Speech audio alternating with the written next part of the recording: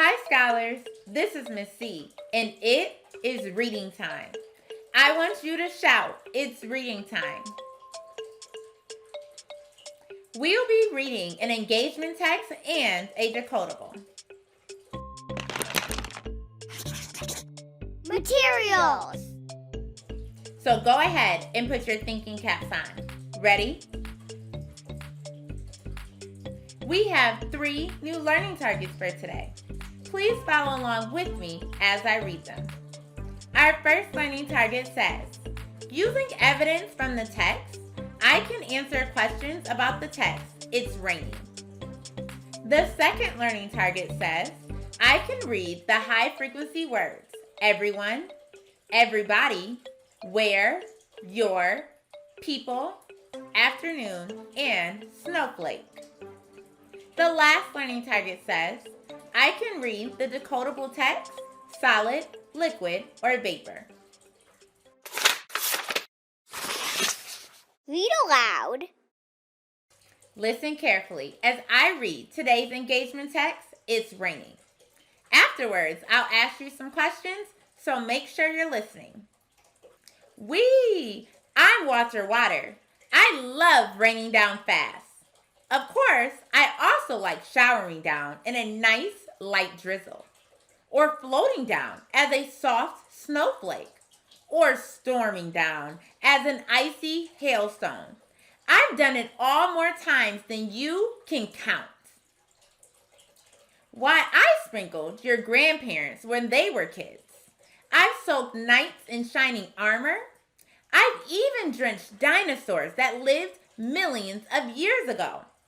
I may look dewy, young, and fresh, but I'm nearly as old as the earth. How did I do it? Well, the total amount of water on Earth doesn't change, but water itself changes. It can be solid ice, wet liquid, or a gas called water vapor. You can't see, smell, or touch water vapor, but it's always in the air. Where does it come from? Heat changes liquid water to a gas or vapor. We say that the water evaporates.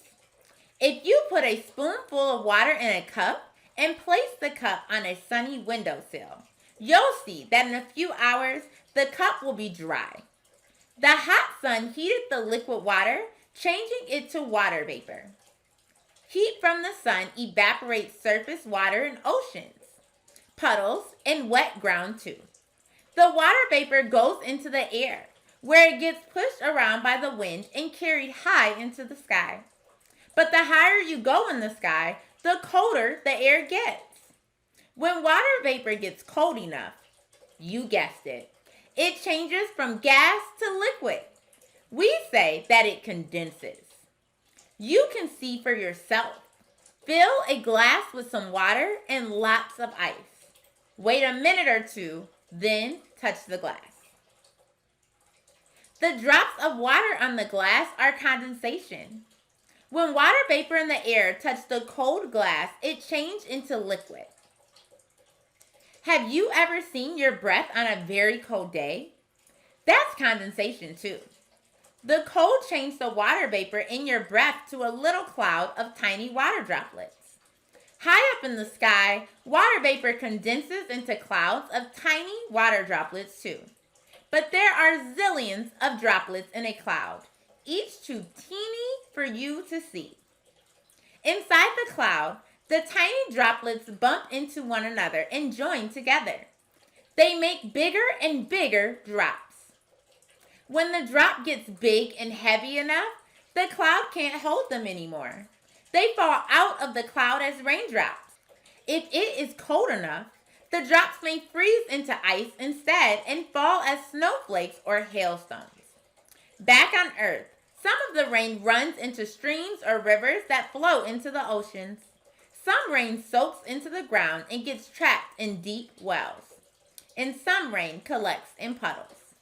When each drop of surface water is heated by the sun, it will evaporate and the cycle will start all over again. Question and answer. Let's talk about what we just heard. My first question is, what changes liquid water to gas vapor?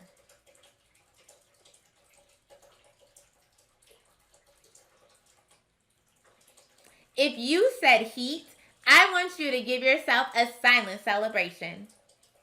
My next question is, what do you think it means for liquid water to evaporate?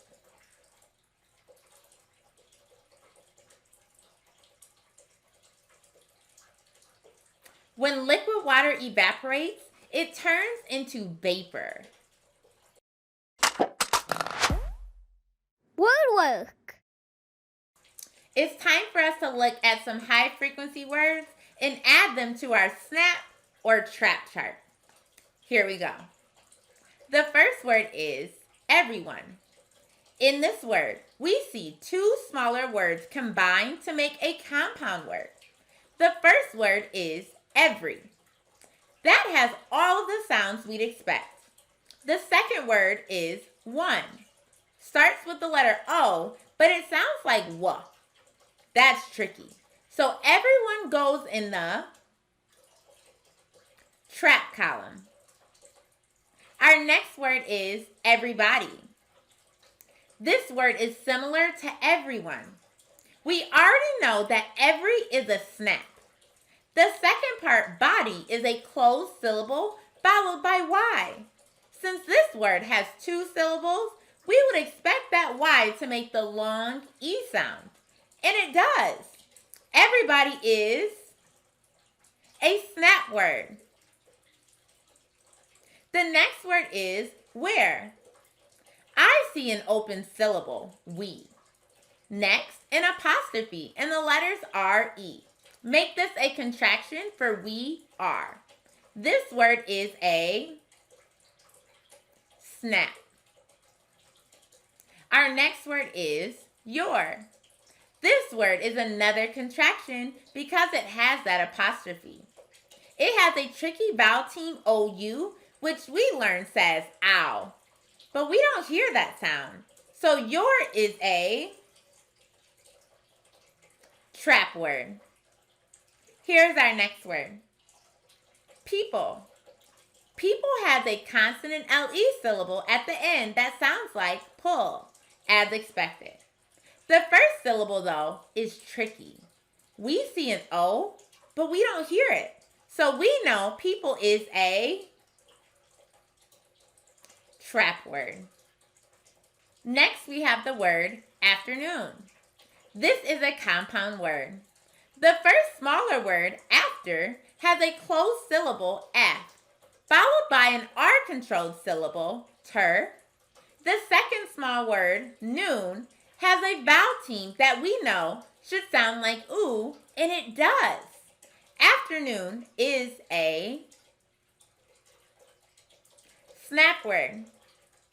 Here's our last word, snowflake. This is another compound word. The first part is snow.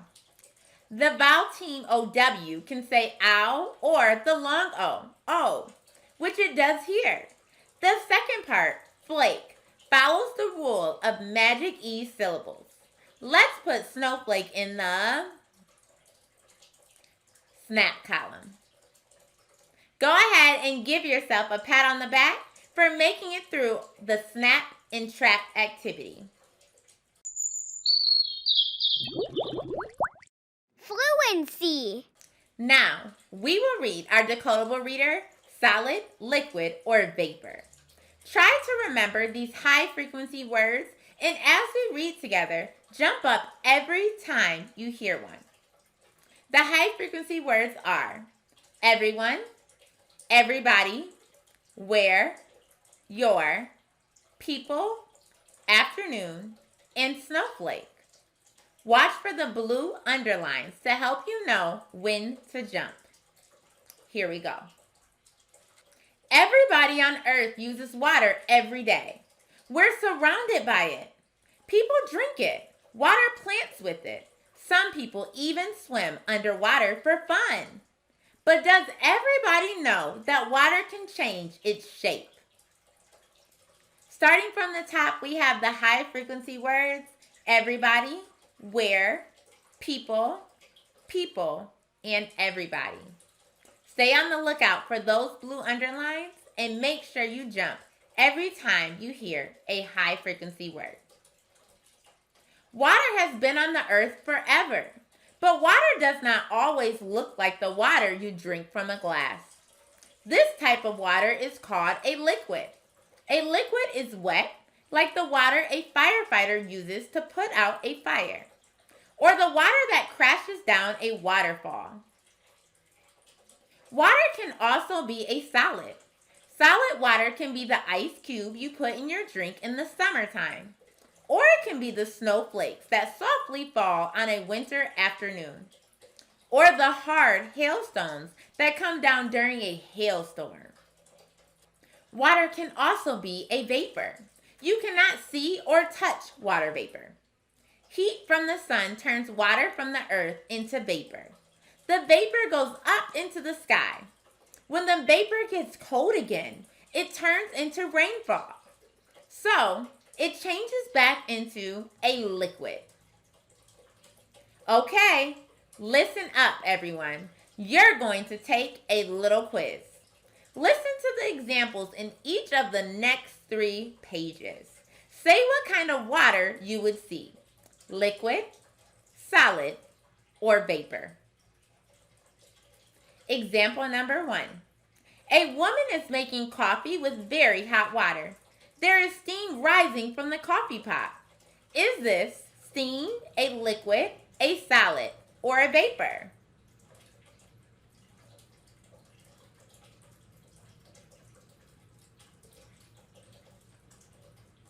Example number 2.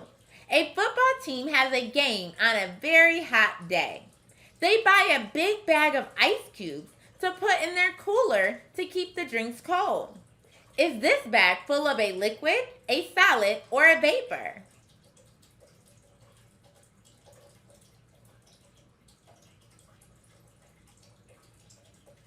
Here's another example. Example number 3. A girl has a garden with tall sunflowers.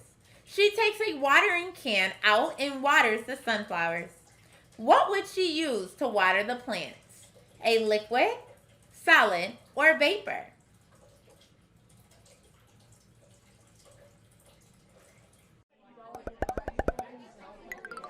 Closing reflection. Which high-frequency words were not tricky for you to read?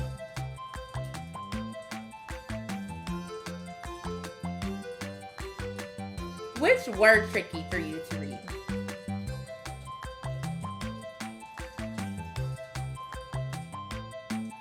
You did a great job reading today. Don't forget to read for at least 20 minutes every single day. You are becoming a great fluent reader, and with practice, I know that you can get better. Keep up the good work, and I can't wait to see you next time.